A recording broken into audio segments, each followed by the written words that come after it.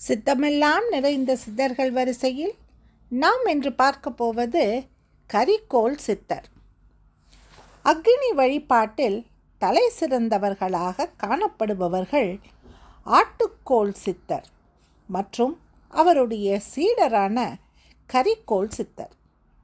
எள்ளின் மகத்துவத்தை அக்னி சித்தாந்தமாக உணர்த்தியவர்கள் இவர்கள். எள் தானிய வகையில் பலம் வாய்ந்த அக்னி சக்திகள் நிறைந்திருக்கின்றன என்பது பலருக்கும் தெரியாத தெய்வ ரகசியம். இந்த கரிக்கோல் சித்தர் எப்போதும் தம் கையில் வன்னிமர சமித்தால் ஆன கரிக்கோல் ஒன்றை வைத்திருப்பார். இந்த கரிக்கோலில் உறைந்திருக்கும் தீபச்சுடர் யார் கண்ணுக்கும் புலப்படாது. பார்ப்பதற்கு வெறும் கரிக்கட்டையைப் போலவே இருக்கும். ஆனால் கரிக்கோல் சித்தர் இதன் மூலம் விளக்கு ஏற்றும் போது தீபம் ஒருபோதும் அணையாது.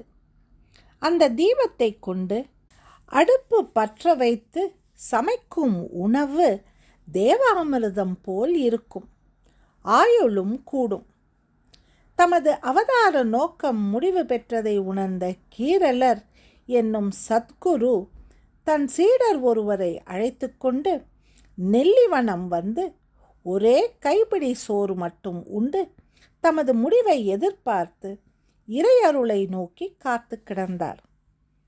சித்தரின் கூட இருந்த சீடருக்கு தினமும் உண்பதற்கு குரு உண்டுவிட்டு உமிழும் நெல்லிக்கொட்டை மட்டுமே மிஞ்சியது. இருவருள் யார் முதலில் தேக விடுதலை பெறுவார் என்கின்ற வித்தியாசம் இல்லாதபடிக்கு உடல் மெலிந்து காட்சி தந்தனர். அப்போது அங்கு தம்முடைய தினசரி வழிபாட்டிற்கு நெல்லை சமைத்து சேகரிக்க வந்த கரிக்கோல் சித்தரின் தரிசனம் அந்த சீடருக்கு அதிர்ஷ்டவசமாய் கிடைத்தது. அந்த சீடரின் ஆத்மாத்மான குரு சேவையின் பலனே கரிக்கோல் சித்தரின் தரிசனத்தை பெற வைத்தது. அது மட்டும் இல்லாமல் சித்தரிடம் இருந்து அந்த வன்னி குச்சியையும் பெற வைத்தது. கரிக்கோல் சித்தர் தொட்டு ஆசியாய் தந்த வன்னி குச்சியை தான் பயன்படுத்த விரும்பாமல் அதை தன்னுடைய குருநாதருக்கு அர்ப்பணிக்க விழைந்தது அந்த சீடரின் உள்ளம். கரிக்கோல் சித்தர் தம் கையால் ஸ்பரிசித்து தந்த ஒரே வன்னி சுள்ளியை மட்டும் பயன்படுத்தி தம் குருநாதருக்கு தினமும் உணவு சமைத்து படைத்து வந்தார் அந்த சீடர். அந்த உணவில் அமிர்த சக்தி ஏறியது.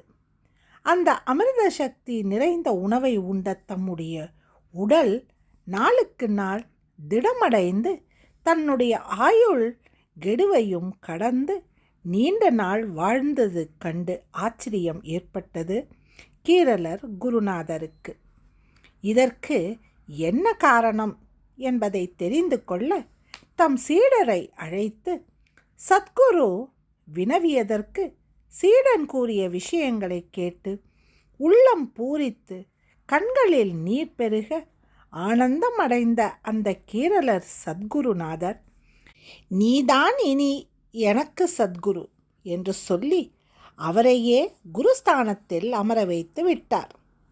கரிக்கோல் சித்தரின் தரிசனத்தையும் பூர்ண பேரருளையும் பெற்ற அக்கால மக்கள் தங்களின் குலத்தை சேர்ந்தவர்களுக்கு கரிக்கோளராஜு, கரிக்கோல் பாண்டியன் என்ற பெயர் வழங்கியிருப்பதை தென்னகத்தில் இன்றும் காணலாம்.